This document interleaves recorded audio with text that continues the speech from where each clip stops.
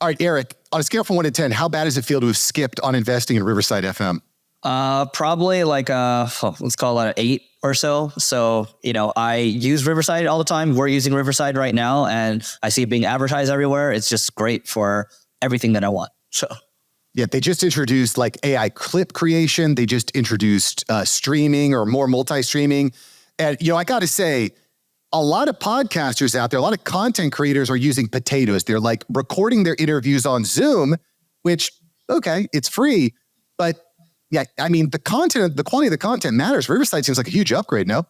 Yeah, I mean, Zoom's not even, you get the 40 minutes for free. You can't even do a full hour if you wanted to do it, right? And so the quality is way better. I mean, you get when you can chop things up for clips down, there's the AI piece of it. And then also, it's very easy to make short form videos from it directly too. And so also the AI transcription, we use the AI transcription, and we've been using that to create the content that we have from marketing school, just throwing it up on our blog, and our traffic's just going up and to the right. Yeah, I got to say, AI transcription technology and AI in general has completely blown my mind over the last 8 months. It's completely insane. How are you using AI in your company right now? Yeah, so the example I just gave with marketing school. So marketing school is one of the podcasts that I do. It's a daily one, and we have like 2,500, maybe close to 3,000 episodes now. I forget, but it's only 5 to 10 minutes, right? So it's not that many episodes. But at the end of the day, we're just Neil, my podcast co-host, and I, we're recording, and then we have to go back to our business, right? And historically, I've always thought about, man, if someone could just be writing the content, because we talk about trendy marketing topics, if someone could just make this into blog posts for every single episode that we do, then we'd be getting a lot more organic traffic. And now we've been doing that for maybe 2-3 months or so, and it's working really well. It's maybe 60 to 70% of the AI is doing the work. So what happens there, I'll give you the workflow for a second. We record the podcast, Riverside creates an AI transcription. We take that AI transcription and we throw it into like a ChatGPT, for example, and we say, ChatGPT, convert the following into a blog post with nice headers, right? It'll make it into a blog post. We'll then take that blog post and put it into a AI detector, right? Like a duplicate content detector. We use Hugging Face. We throw it in there, 95, 96% real. Okay, cool. Human editor comes in for the last, 20% of it. They find the right facts. They fact check. They add in statistics, pictures, videos, and all that. And boom, we have all these posts now. There's no way you can even tell that it's written by an AI. Yeah, it's similar experience over here. So I'm interested in this topic of using an AI duplicate detector like Hugging Face. Why is that such an important process when it comes to putting this content on your website or on your blog? Why is that such an important step? Yeah. So, some people in SEO, they get scared that if your content is duplicate, you get penalized or whatever. That's not really the case. It's more so you're just not going to get credit for it. And so if we're going to spend the time doing it, editing it and all that, at least we want to have another checkpoint that says, okay, at least this looks legit. And the other thing I'll say too is a lot of these duplicate content checkers, they're not always accurate, but at least you have another checkpoint. So cool. So I wanted to double check on you on that topic with you, because it's been my experience, it's been my understanding that it's not impacted by SEO yet, right? Your website SEO is not impacted by using the AI software yet, but things are changing all the time. As marketers, we understand that we live and die by the algorithms. Things change all the time. So if Google decided to start impacting, you could you go from the very top of Google to the very bottom of Google overnight. That's no bueno. Yeah, and so Google actually said this, maybe they changed their stance a year ago. They're like, oh, you can't just do AI content. And now it's more so around, hey, as long as it helps human beings, you're good. And, obviously you can't publish 10,000 pages in a day. But at the end of the day, Mark, would you care if your house is built by robots or humans? Whatever does it better. I don't care. Yeah, it's all good. Exactly, right? You and I wouldn't care, right? And probably a robot, we know our calculator does math better than us, right? And so robots are going to be better at specialized things. And so that's one instance of us using it. So I'm not too concerned about it, to answer your question directly. And then another instance of us using AI would be this concept of programmatic SEO. Have you heard of this at all? This is a new one, which is why listen, you're hearing it here first, programmatic SEO. Give it to me, baby. Yeah, so when I used to work at a company, let's call this 12, 13 years ago. So I was working in a large publishing company. We created a bunch of content every day, right?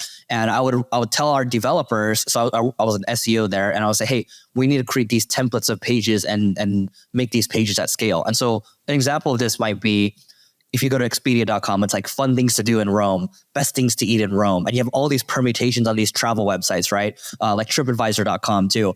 And you create millions of pages that have these permutations. You're bound to get a ton of traffic, right? Now, that was very doable maybe 10, 15 years ago when you had an engineering team and a product team that was backing what you wanted to do as an SEO.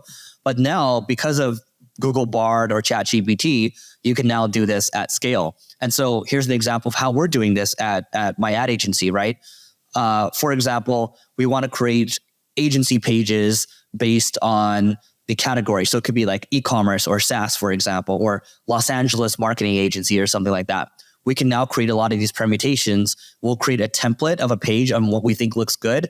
And then we'll have the AI help assist with writing unique content, explaining what this page does. We'll put in testimonials. We'll cross-link to other things. Now, without making this sound too complicated, basically, we're just able to create a lot more pages at scale now that are helpful to people that are searching for these things. And so I don't need to try to optimize for keywords that are getting thousands of visits, maybe even 20, 50 visits a month or so. That's totally cool because I'm now doing this at scale. Is there a particular app that you're using to create these templates for websites? No, we're just we're skinning it ourselves internally. And then, we have our developers that we work with. And then we're just leveraging the OpenAI API to do this. And it's costing us, I believe, so here's a cool thing. ChatGPT 3.5, the API calls, I believe it'll cost you like a fraction of a penny per call. And now with ChatGPT 4, it's costing us maybe like 30 cents to produce each page. So it's a lot more expensive, but it's still good. So it's still worth it because, I mean, when I was first got into podcast production, it was costing me like hundreds and hundreds of dollars to hire people to write these blog articles, and these AI programs can write the blogs not only super well, but it turns a very average or mediocre writer into like an all-star copywriter. Yeah. So are you automating this process using the OpenAI software, using like Zapier to integrate things, or how are you automating it? Yeah, we have engineers internally, but it's not like a huge team that's doing it. So we are automating it, and there are some zaps that we make, but that's for like separate type of projects.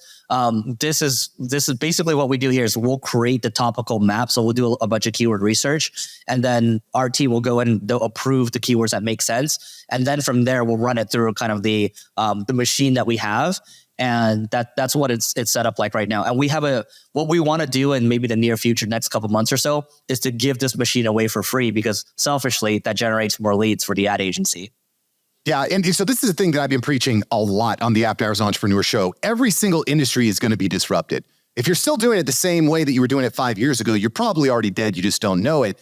And just like Gary Vaynerchuk says, just like you're saying here, if you give away your best stuff for free, by default, you're seen as a thought leader. You're seen as ahead of the curve. And obviously with these, I'm pretty plugged in here. When you start some of the things you've just mentioned, I haven't been familiar with. Yeah. So, I mean, it's same for you. I mean, like the areas that you specialize in, I'm sure you're cutting edge, right? So I think it's a matter of, and I can talk about some of the philosophies I have with my team. Like we have like an AI working group right now because I know that this needs to be an entire like company-wide thing. And I believe I was talking with this guy, Peter Diamandis last week, and he's like really connected with the future, right? And he's just like, yeah, like every company needs like a chief AI officer. We call it like an AI operator, but someone that's quarterbacking and spearheading it. So like, Mark, you might be too busy with like the day-to-day operating your business. You still need someone that's on top of it because the news cycles are like 24 to 48 hours. Yeah, it's crazy. There's like 2,000 new AI apps coming out every week. It's really mind-blowing. So typically what I'll do is if I hear about an app or someone tells me about an app, I'll send it over to my editing team to try out, to play with, to use. And then my editing team also, I'm like, listen, y'all, we got to be innovative. We got to be trying the new stuff. If you find something, if you hear of something, test it. I'll pay for it. Just play with it. Let's see where the gas is. And also, considering how many AI apps are coming out, these developers are hungry. They want feedback. So I feel like I'm probably talking to like the next Elon Musk in some of the conversations with developers I'm having. It could be. I mean, here's the interesting thing too. From a business standpoint, most of these AI apps, if there are thousands of these that are coming out, a lot of them are probably going to go to zero. And there's probably a chance for someone that's skilled to go scoop up some of these and just, I'm sure in a lot of these situations, they maybe didn't raise a lot of money, or they just didn't have the executional chops. And maybe a skilled entrepreneur can come in, buy it for pennies on the dollar, and they can decide to plug it into their main business, give it away for free, or they can just fix it and get, good monthly recurring revenue from it. Yeah, totally agree. Okay, I want to ask you about, you also mentioned AI lead scoring and ideation. Can you expand on how you're using AI lead scoring to build your marketing business? Yeah, so we have a good chunk of leads that come through each month. So we get a couple hundred leads that come through, and they go through Slack, for example. And so when a lead comes through Slack, it'll say, Mark from Nordstrom.com is looking for SEO services at a budget of whatever, right? And then they get a message to indicate whatever it is that they want.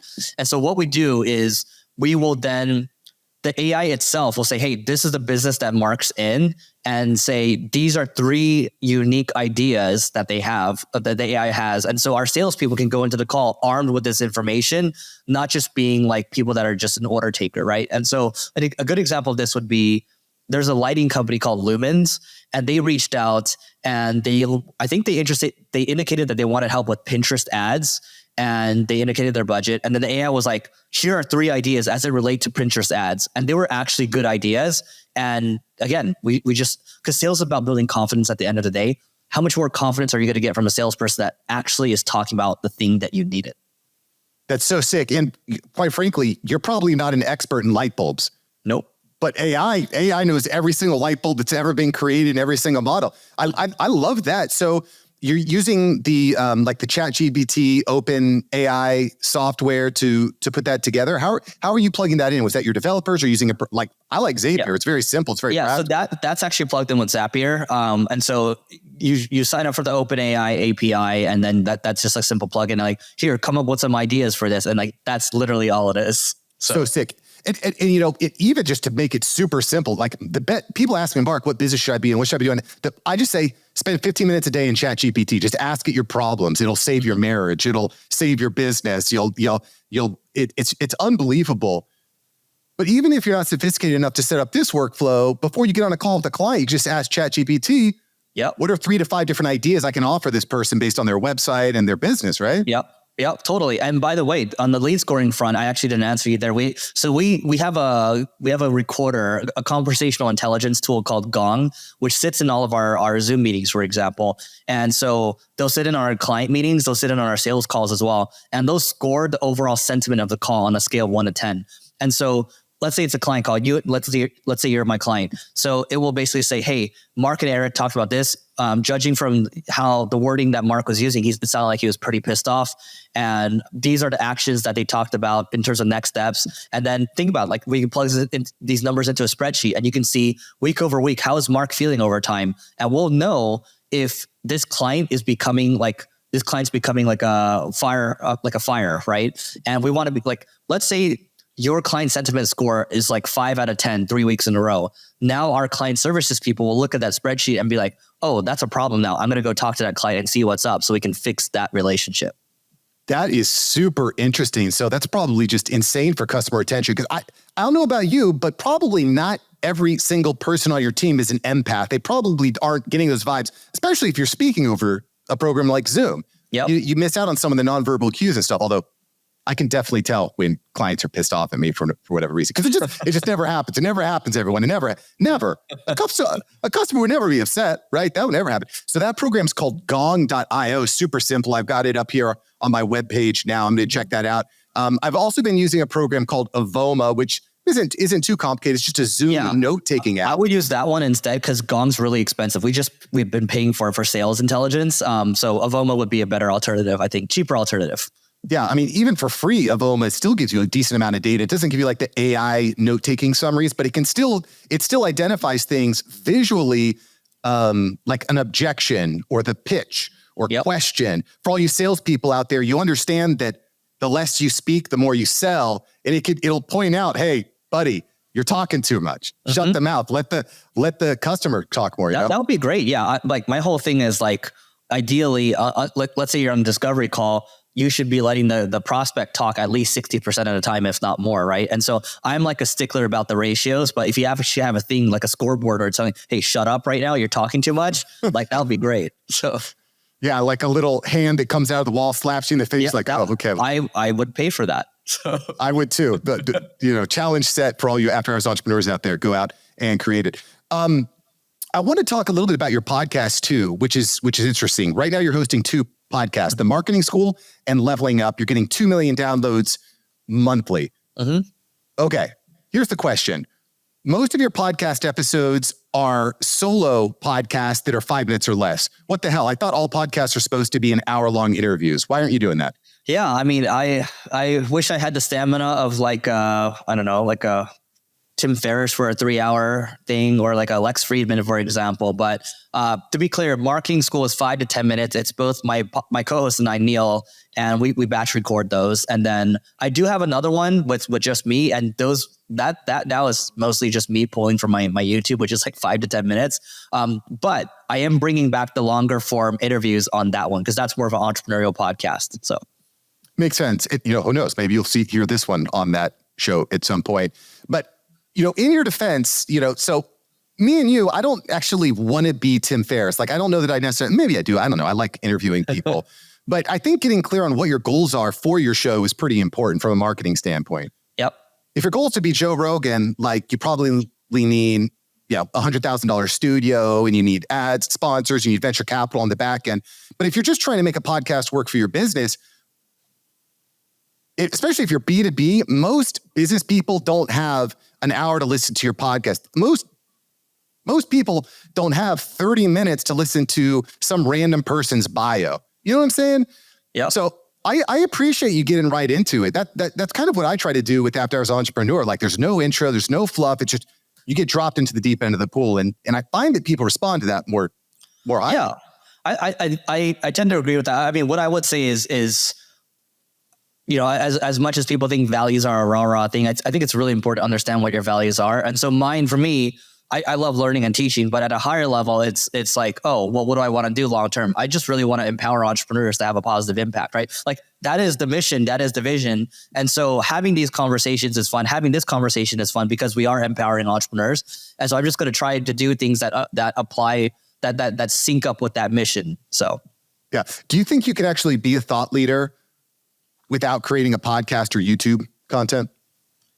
I think if you're gonna be a thought leader, you have to teach in some capacity. So it doesn't have to be those channels, but yeah, you have to teach somewhere. So yeah, what other channel is there? What other channel is there? Like blogs? Do people read those?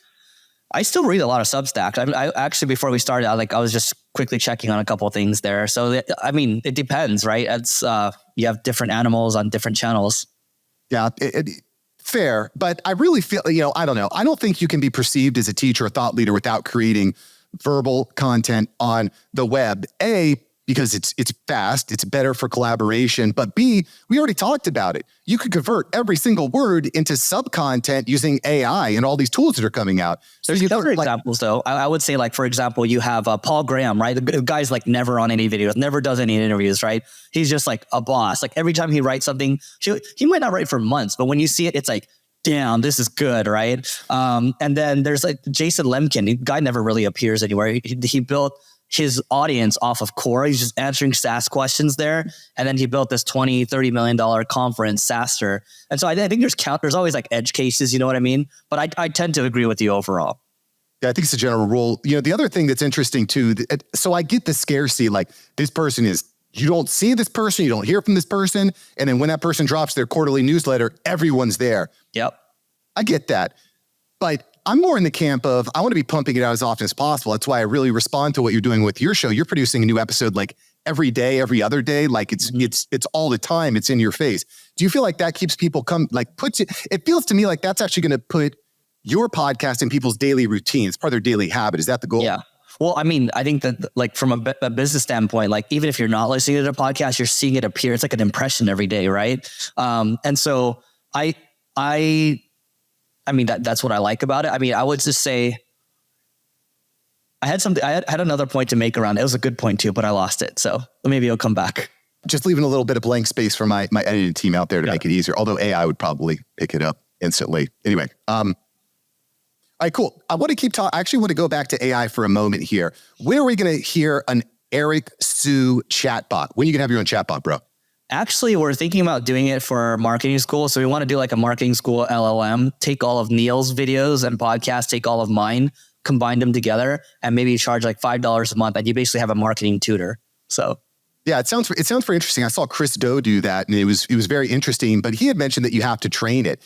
How deep have you gotten into this? Do you know how much training actually goes into it? Is it as simple as here's 3,000 audio episodes of me, or do you feel like it's going to take a lot of time to build that Eric Suchap up? So I wouldn't know from a technical standpoint. We haven't done it yet, but someone did this for me recently. He has like a new startup. They were backed by Y Combinator and the startup accelerator, and he sent me this thing that basically scraped all of my YouTube videos from leveling up. And there's a good amount of videos there, and I could ask it questions. It would tell me, here's what I tend to talk about. So I think this will become more productized soon, and I'm excited to see where that goes. So yeah, I think so. Especially when I start my OnlyFans channel, I want to just be able to interact with people as quickly as easy as possible. I have another question, Eric, because you're a big thinker. You've been doing this a while. I don't know. You've got an 8-figure marketing agency at this point.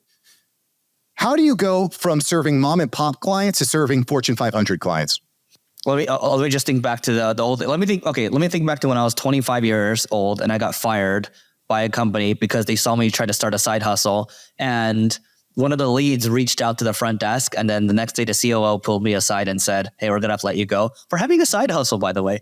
And so at that time, when I first started out, to your point, I was just reaching out to everyone I could get. But what really started to get me traction was actually creating content. So I was creating content on Quora at the time, and I got a $30,000 a month contract at that age. And that was like the world. And then I was also working on Elance, which is now called Upwork.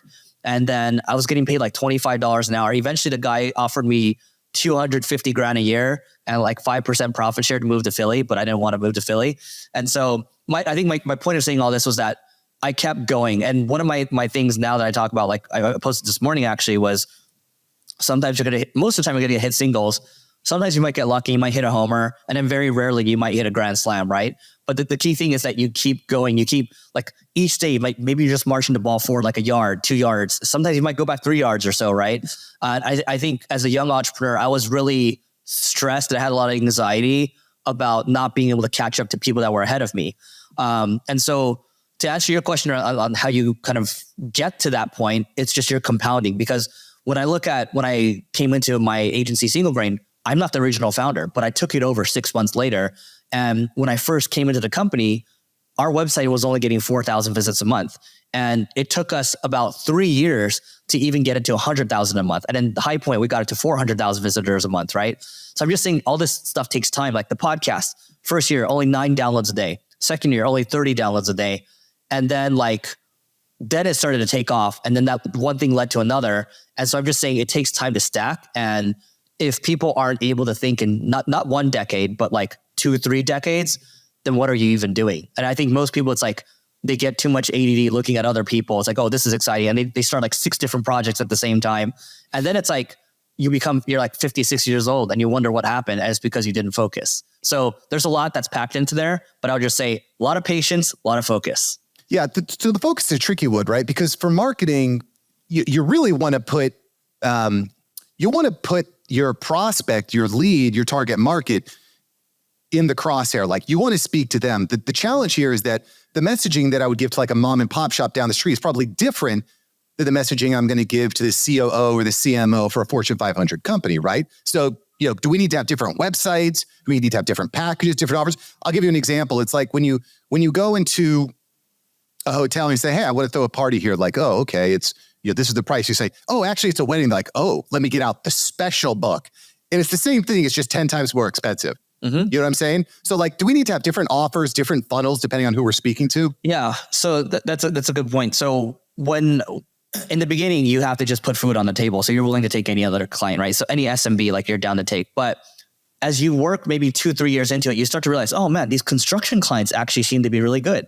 And I remember there's these 2 guys I know in the UK, all they focus on is construction, and it's all they do is SMB. That is their focus. And when it comes to agency, I believe that focus actually means 3 or 4 niches, right? It doesn't have to just be one. One would be ideal, but for us, as an example, we focus on SaaS, we focus on e-commerce, there's education, and then we try to focus around like innovation. Could be Web3, could be AI, but we try to stay cutting edge there. So those are our 4 points. And then we have pages that are tailored to that. And what ends up happening is when you have these sales conversations, what is like, oh, well, why should we work with you? Well, it's like, because I focus on your area, here's what we've actually done, and you will get results faster and better results working with us. And that's how you start to really compound into 8 and even into 9 figures as an agency owner. So that to me makes sense, because I think that there's kind of like an epidemic of keeping up with the Joneses, where someone that doesn't have the credibility, they don't have the experience, they haven't got the results, they're trying to bat above their league, so to speak. They're swinging for the fences, when really if they just focused on getting good at hitting singles, they build the credibility, the experience, the team, the systems, they'd actually be ready for that giant client when they get there. And I'm not saying you put it off forever, but I'm saying, like, at least in my experience, better to put the infrastructure in place so that your kids are fed, yep, and your team is good. Because the last thing I want to do is swing outside of my league and kill my credibility because I bomb on a huge client. You know what I'm saying?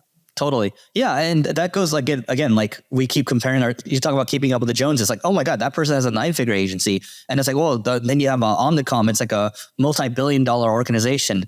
And, like at the end of the day, it's just better to just compare against yourself and try to get 1% better. I can give you all the platitudes in the world, but like the platitudes, nobody really pays attention to until you actually experience it yourself and get punched in the face. And so I hope you get punched in the face sooner versus having to wait a while. So. Yeah, consider this your slap in the face thing from Eric. I wanted to, listen, I was listening to you and Neil Patel talk about this the other day, Eric. The rebranding of Twitter to X. What do you think? This is crazy to me. Elon Musk changing the name of one of the largest social media platforms in the world from Twitter to X. Yeah. Flopper, is this going to be a home run? It's hard to say it's going to be a home run right now, but we talked about this on the pod, how you can never really bet against Elon, because everyone loves to hate one of the most successful people in the world, if not the most successful. But people are like, oh, this is like a $4 to $20 billion brand, destruction of brand equity, right? But he's had this vision for a very long time, and he got this logo designed, I think, over a weekend, or someone just posted something, and he's like, let's do it. So I love how quickly he's willing to execute. I love how he has zero tolerance for BS. There was someone yesterday, her name's Esther Crawford. She used to work at Twitter, and she just talked about, hey, here's what I really appreciated, because there's so much bureaucracy. He came in, he execute quickly, can be a little cutthroat, but like that is how he does things. And so I'll just put it to you this way.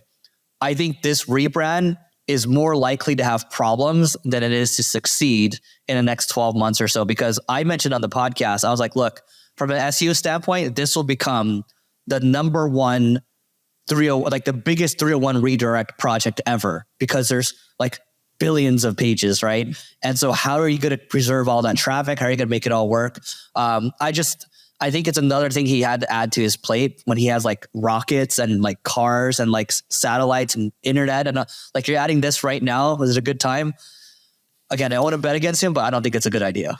Well, and one of the things that kills a company is being too comfortable. So I appreciate throwing a hand grenade in there and just like mixing things up, laying off staff, taking out processes and systems that are wasting time. And we talked about this a lot today. You need to be innovative. You need to be experimenting. AI changes everything. But so here's the thing that is a little confusing to me, because to have a successful company, you want to have like a focus. You want to have a focus. You want to have a focused vision. And from what I can tell, he's trying to reposition Twitter X, or I guess we call it X. I don't know what the hell we call it. X, I guess, as being an everything app. It's going to be audio, like Twitter Spaces, video, say Tucker Carlson show, shopping, messaging, banking. They're going to be paying creators. So like, it just seems hard for me to kind of wrap my head around, like, what is this? Is this like the Fediverse, but it's Elon's version of the Fediverse? I'm not exactly sure what it is. Yeah. So I remember, when he was raising money privately, like I had a couple of friends. So one of the friends I remember, I was sitting in his car. He's like, hey, like, do you want to put money in? And the minimum check to play for Twitter was at least $500,000. And I didn't think it was a good idea at the time. Right. But what I do know from that period was he's like, hey, like, here's the vision. He showed me a text, and basically it was to do the super app, like even pre-acquisition, it was to do the super app, like full on. And he even had this plan with PayPal a long time ago. It just didn't work out. Maybe the timing wasn't right. And there's a lot of stakeholders, but now it's his, he can do whatever he wants. And so he's going to push it forward. And Look, I think so. Neil said on the podcast, we were talking about this on marketing school. He's like, I don't think that will work. You can't change people's behavior, but time will tell, right? His whole bet is if this works in China really well, it might work in the United States. So we'll see. But I don't think the rebranding was a good idea at this time. So it's definitely an interesting choice. And like you said, I would never bet against Elon unless it's a cage match between Zuckerberg, because that dude is looking ripped right now. I wouldn't want to fight. Yeah, I don't know. Like, so I practice Brazilian jiu-jitsu as well, but like it's when a guy is, so Zuck is like my height. He's like 5'8", right? But then when you have a guy that is way heavier than you and is like 6'3", it becomes difficult. So fair. I mean, you could try to use their weight against them, but I don't know. It brings me back to like MTV Celebrity Death Match. That would be enough. Yeah. That'd be enough. And maybe they still think it's right. What's that? You're talking about the clay figures, right? Yeah. Yeah. Bring that back. I mean, or at least let us watch it in the metaverse. Like I would be down. So here's another question. Do you actually use the metaverse Quest 2 goggles from Meta? I've never used them. No. They're interesting. I actually had COVID 2 or 3 years ago. Couldn't go out for New Year's Eve. So I put on the goggles and I watched fireworks in the metaverse. And this is interesting. I had a very physiological, you know, when you enter a room and you don't know anyone in the room and you kind of feel like a little bit nervous. I had that exact same feeling. Or people like, looking at you? Well, there's other people in there. They're talking and they're drinking like fake drinks and stuff. Yep. And I had that feel. I never get that feeling online. Like I hop into any chat room or whatever, and you're just like, whatever. But in the metaverse, I actually had this like physiological like nervousness, this anxiety of meeting people or walking into a circle where there were people talking. So I found that really interesting. And I don't know exactly where that goes, but that was something I found interesting. I mean, so I used to play a lot of games growing up, a lot of MMORPGs where you are hanging out with people. But we would never really walk up and talk to people. So we'll see how it goes. I mean, I'm definitely a customer for the Apple Vision Pro. So that I will definitely buy. Yeah, that looks dope. Okay, one more quick question here for you. You're a marketing agency. You're a marketing expert. 8 figures. Eric Sue. Where is the best place to focus our marketing efforts in Q3, Q4 of 2023?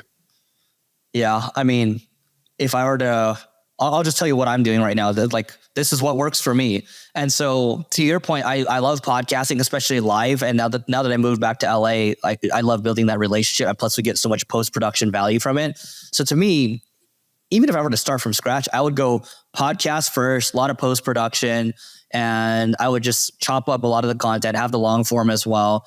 And then from there, I would build an email list, right? So we're going hard on our email list right now where we're driving paid traffic there, a lot more on the podcast. And we're producing a lot more quantity on short form content, but I don't like the quality right now. So I'm harping on the team. And that's kind of where we're at. And wherever else there's good organic reach. So like LinkedIn has really strong organic reach, same with Twitter. And so it's that omni-channel approach that people talk about. And, Gary Vee himself says, like, forget about focusing on quality, focus on quantity, but he's got pretty good quality consistently. So we're trying to level up our quality a little bit. So that's what I would say. We're really focusing on organic and then trying to drive stuff to the newsletter. Yeah, that is exactly what I would expect a thought leader to say. Eric Sue, where's the best place for us to find you? Yeah, you can hit me up on Twitter or Instagram. It's at Eric O, S as in sugar, IU. So at Eric O Sue. And then you can, go to singlegrain.com if you want to check out the agency. Word. And guess what, guys? I have a very special offer for you. I'm going to put links below and make it super easy for you to find Eric. Eric, thanks for joining the After Hours Entrepreneur, brother. Thanks, Mark.